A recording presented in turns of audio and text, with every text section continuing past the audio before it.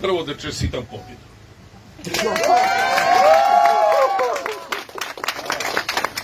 Da vam kažem, cure, vidim da je to najveća vaša zasluga. Svaka vam čast, jer baš ste ličan. A kad je pobjeda, ne treba ništa drugo govoriti.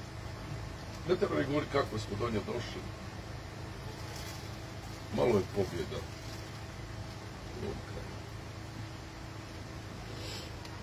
Ovo je jedna Hrvatska. Jebem ti.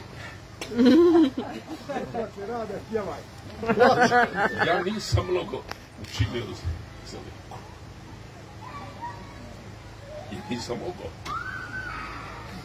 Ko je išta mogao učiniti? Ali neću sad ni o tome.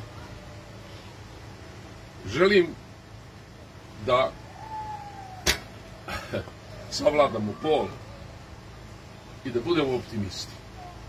Ta jedna mala pobjeda,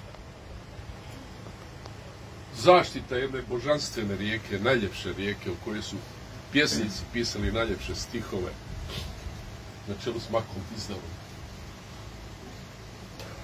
koja svojom plavetnilom čistoćom prkosi svemu.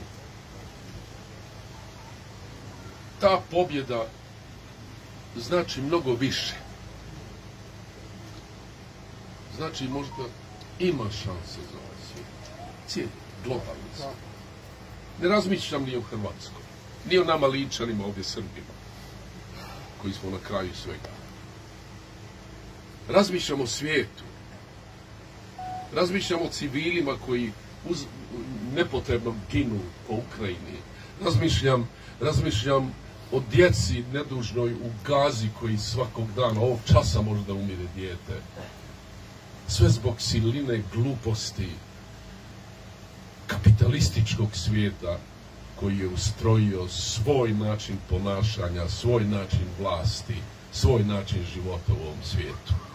I samim tim uništavaju ovu prelijepu zemlju koja će nam se jednom možda i osvijetiti, kao što kaže Branko Miljković, možda će biti mina u razapetom nebu jednog dana. Zaista